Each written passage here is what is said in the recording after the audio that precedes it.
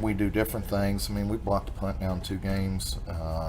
Done things like that. We have not had anybody return a punt all year on us for any of that. We're not giving up a big play so far in the kicking game, and a lot of that has to do with how they're coached, and we're getting our kids in the right spots, and that's a tribute with the staff I've got. Did you notice any difference in maybe some of the skill guys that weren't as involved typically after Towns that were able to get involved, a little more confidence? Or Well, I just think overall confidence, everybody, but, and I've told our offensive line this weekly that in order for us to win a football game, we're going to have to be better up front than the other team. We're going to have to outplay them.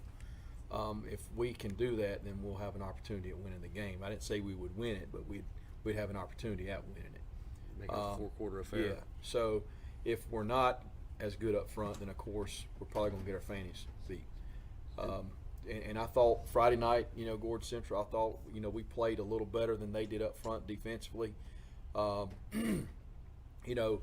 We got the lead, and in the second half we were able to, nickel and dime, move the ball. We probably doubled them up on time possession in the second half. Easily. The only negative thing that we did in the second half was we had that turnover. We were going in on the 30. I think we could have played or could have scored the next 2 or 3 plays after that if we don't fumble.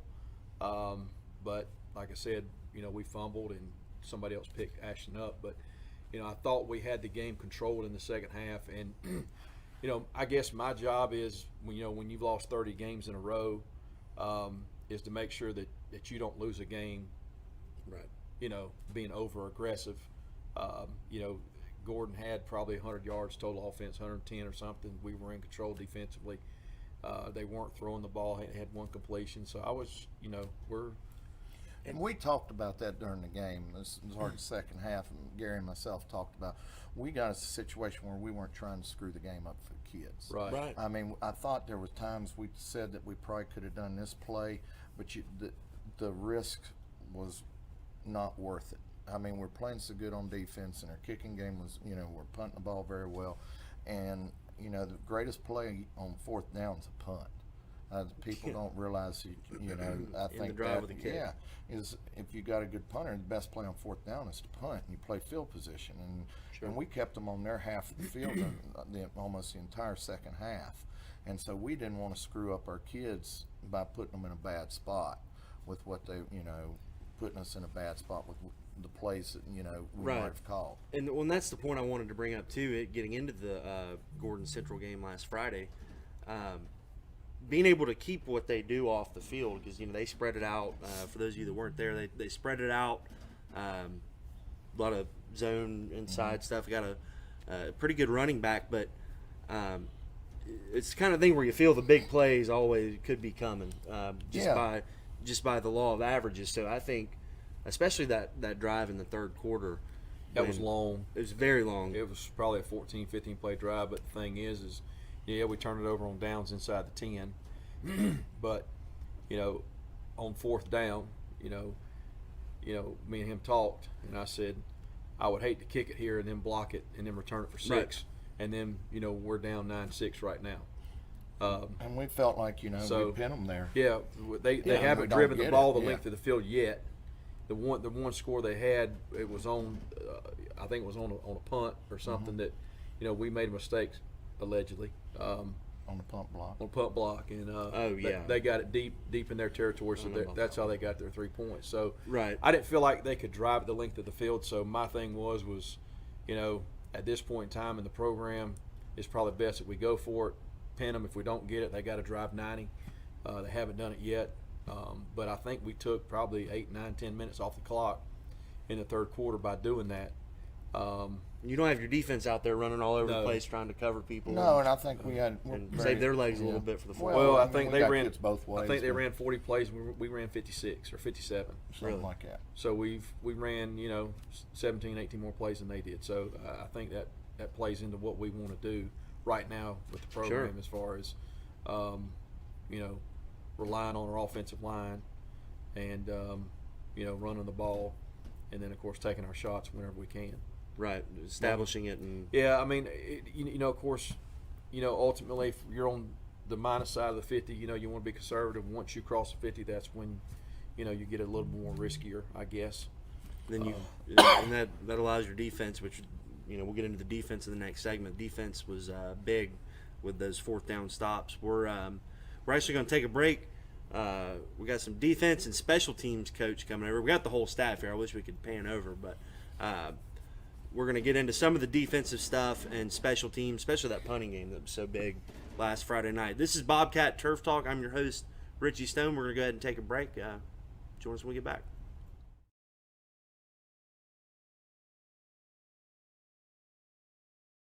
Circuit World, with multiple locations to serve you in Murphy and Franklin, North Carolina, Blairsville, Blue Ridge, and Ellijay, Georgia. Locally owned and operated since 1985. Appliances, electronics, and furniture. Name brand products like LG, Samsung, Dell, Whirlpool, Ashley, Catnapper, and more. No credit check, only 10% down on furniture, and only $10 down on any new lease purchase. Mention FYN10 for your special deal today at Circuit World.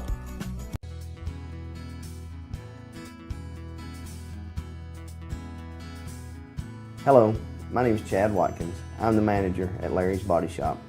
We are a family-owned and operated business and have been serving the North Georgia area since 1978.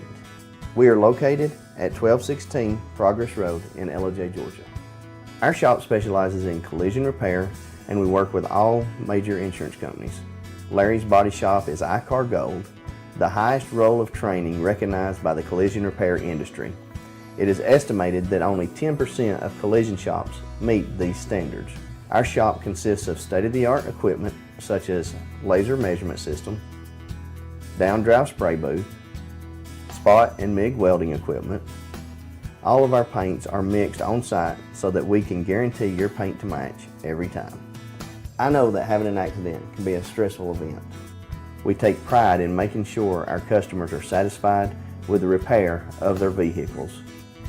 Our waiting area is clean and comfortable with free Wi-Fi and refreshing beverages. So if you're in an accident, stop by and see us at Larry's Body Shop.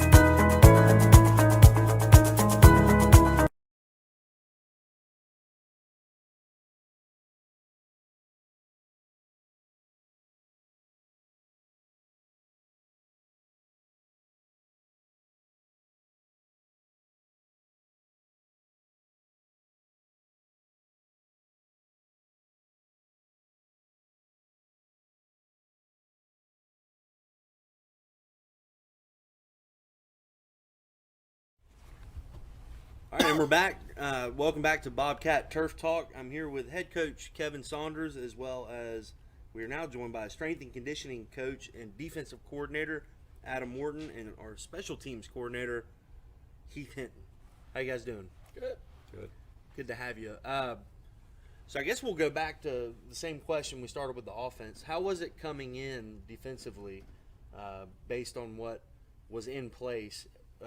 Installing that and getting all that together, was it kind of the same scheme? No, I'm a Virginia Tech guy. I've been a 4.25 guy my whole career, and when Grant was there on staff, Coach Beamer and stuff, that's where I really learned it, and I've always done it. But when we first got here, Adam, myself, and Heath, and then Justin Clutter coaches our defensive line, we sat down and we thought about in the spring going more of a 3-5, 3-4 look, and we did not play it very well. And was this in spring? Yes, in the spring, and then we got, as the summer was going on, things we worked with, we felt like if we were more of our 4-2 look and could do some things. We had a kid couple kids that could play outside linebacker and safety and move things around. And Adam coaches secondary too, and him getting with it, and Heath does the outside linebackers, who in our defense are like strong safeties. It suited our personnel a little better. I think what we thought our weakest point was going to be was the defensive line, but they seem to be playing pretty good right now. They're not real big, and they're young, but they got to get better at what they're doing, and they are. But we had a good scheme on defense, and we sat down and we've gone with it, and the kids are getting comfortable with it. We haven't had to do much adjusting on defense. We played, I think, 2 defenses the other night against Gordon Central. The week before, we didn't play many different defenses either. And right now, we're just learning to line up in the correct places and give the kids a chance to play. And with the way the game has evolved in the last decade or so, I'd imagine a lot of what you do has got to be more conducive to seeing teams that are going to throw it around a little bit, right? Well, I am going to answer that better. I mean, well, especially with this region. I've got experience being in this region, this area for a while now. Just about everybody over the past several years, except for Gilmer and Ridgeland until last year, want to be in the spread, throwing it around. Now some want to get in the spread you out and be more of a power run game. But you still got to be able to line up and cover the field, Right. and essentially be ready for everything. Can you be ready for everything? No. But if we can get lined up, we give ourselves a chance to be able to at least compete on any given play. And realistically, I know all you guys have been in several different places. How long, when you bring in a defense, how long does it take to really fully be able to have everybody speaking the language and knowing the ins and outs? Is that something that's going to take years, or It'll take a year Take or at so. least this year. Yeah, take at least this year, because I mean it's like getting them. First off, we did not have everybody in the right place to begin with, and that's trying to put the defense in the right pieces of the puzzle and getting the kid in the right spot that he can be successful and contribute to the team. That's one of the things I think we've gotten better as the season's gone on. We always sit down with staff and try to put people together where they're supposed to be. so at the point it is now? I mean, and like you said, the region's full of folks that do that.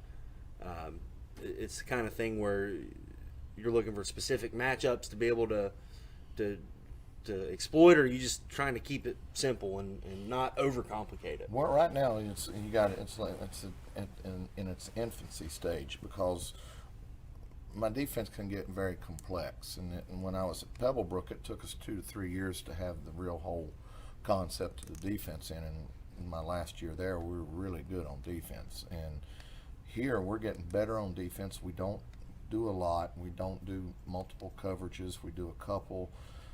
And we're trying to get the kids comfortable in what they're doing. And, it's completely different than what they're used to playing. I think we've had more problems teaching them how to play defense than we have offense. Right. Just because of the way they've had to play. I mean, the other thing is it boils down to tackling. You got to be able to tackle and get off blocks. And we spend a ton of time just doing that and lining up right. Yeah, I mean, if you can't do that, you're not going to be able to get more into the You're not going to be able turnover to causing, stunting, that kind of stuff. You're not going to be able to beat anybody. Right. So let's talk a little bit about it, how they've performed. Just briefly, how you guys felt about the Fannin game and then the Towns game, kind of two extremes there. Well, Heath can probably answer more about the Fannin game because he used to coach there. Yeah. Well, they're kind of a year ahead of us. I was there last year, and we had a lot of the same conversations, trying to get things going there, and it's very similar in a lot of ways. I think next year we'll see some improvements that we haven't even thought about yet. But it's fun to coach these kids. They've been a lot of fun to work with this year, and they are getting better, and that's really what makes it interesting. If sometimes it's harder to get a team that was 8-2 and try to make everyone happy by going 9-1. Mm-hmm. So there's a lot of good parts about what we're doing and how much fun it is. So, and it seems like it's really starting to set in, just from what I've seen. I mean, I think so. They seem to respond to everybody. Yeah, I think to me, that's this was my observation. Attitude's really good. The effort level's good. I mean, it's not like we're not at practice or at the end of practice having a meeting talking about effort level not being where it needs to be. Right. We're going And to play so that- hard, and we're getting more physical, and I think that's one of the things we've been preaching and we're trying to do. And, you know, we spend time on the kicking game, too, and things that I don't know that they did last year, really. You know, we do things different in the kicking game than most people do. Right. And it's been good for us to teach these kids. It's a lot of teaching going on out there that I don't think they've had in the past. So they're getting a lot of teaching. I mean, like I said, my staff's incredible, and everybody has its own part. And you know, you put it in, and then it's like you get the wheels and you get the spokes, and you got to get everybody on the same page. And as a staff, we do a really good job with that. And these guys, like on defense, I don't worry about stuff when I go to practice, and we don't have to coach them to practice hard. We don't have to get on them to they got to give more effort.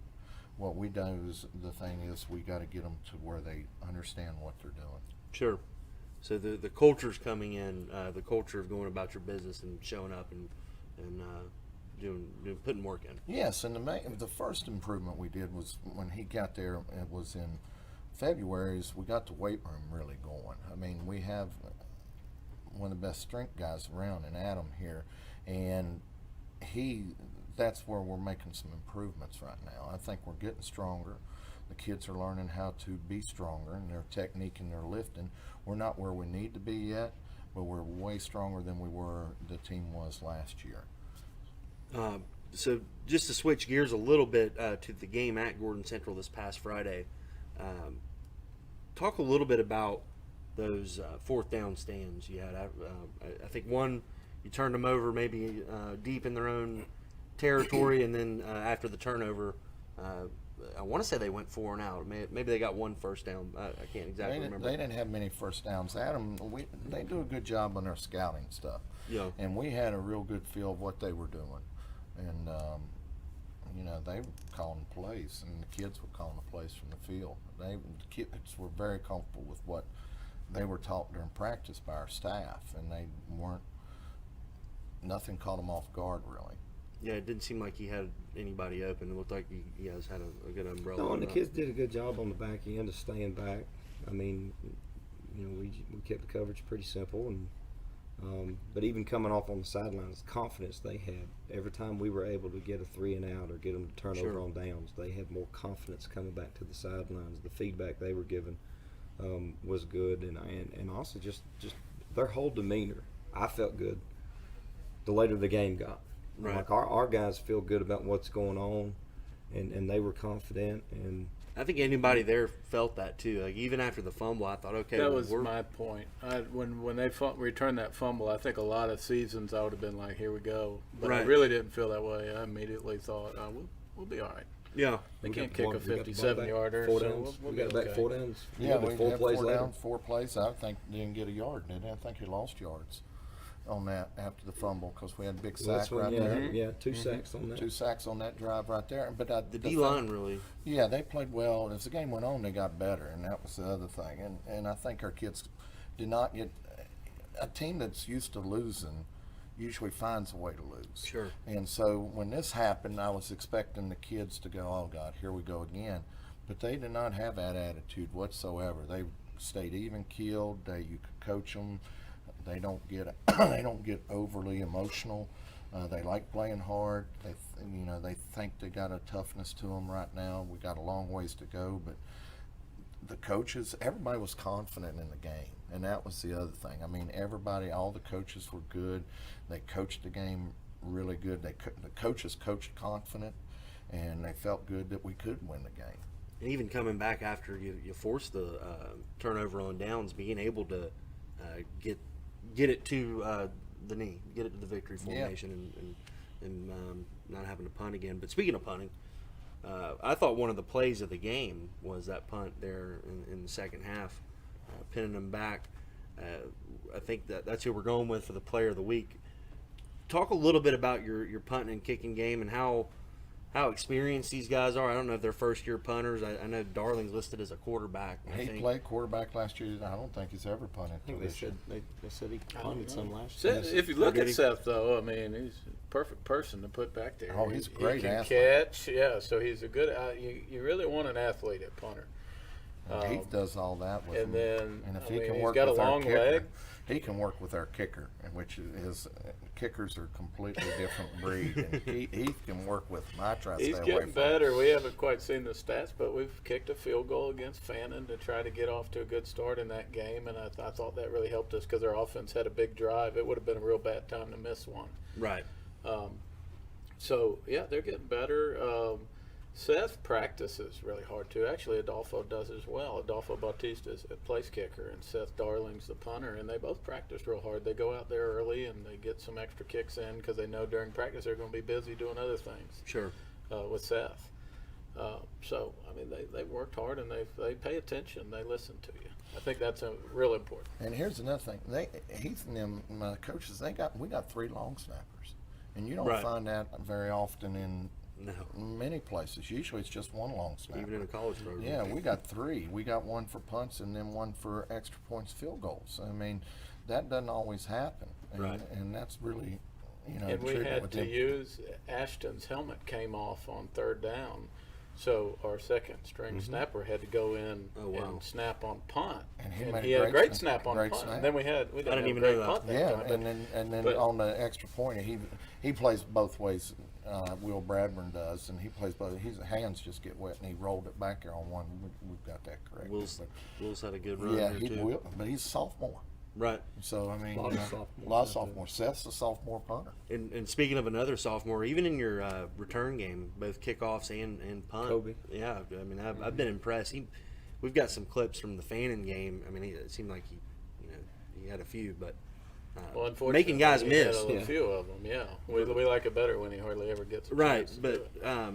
He's great at fielding punts. We're not. He giving up. did. He made a caught- big difference on that one. Oh, that he probably caught would the have line bounced 20 drive. yards. It probably would have gone another 20 yards. Usually, after a punt hits the ground, you give up. It rolls another 19 yards, and we preach to Kobe and him, and our coaches do that, and they work with it. Each one has a phase of the special teams they work with, and Heath over charge of it and stuff, and it's just I don't have to worry about it. I mean, he's been a head coach, so his experience is really good. So and it's those little things that really add up, especially when you're trying to establish a program and really move forward. But we're about out of time. Are we good? Okay. Well, thank you guys for joining us. On the road this week, going to Dahlonega to play Lumpkin. Fans travel out there. Game starts 7:30. Correct. Nice stadium they have over there. I heard. I haven't like been, going over there. and they said it is. Yeah, so it should be good. Another opportunity to go out there and get a win. We got a little winning streak going, and hopefully we'll be back next Monday talking about another Gilmer Bobcats victory. I hope so. Go Cats.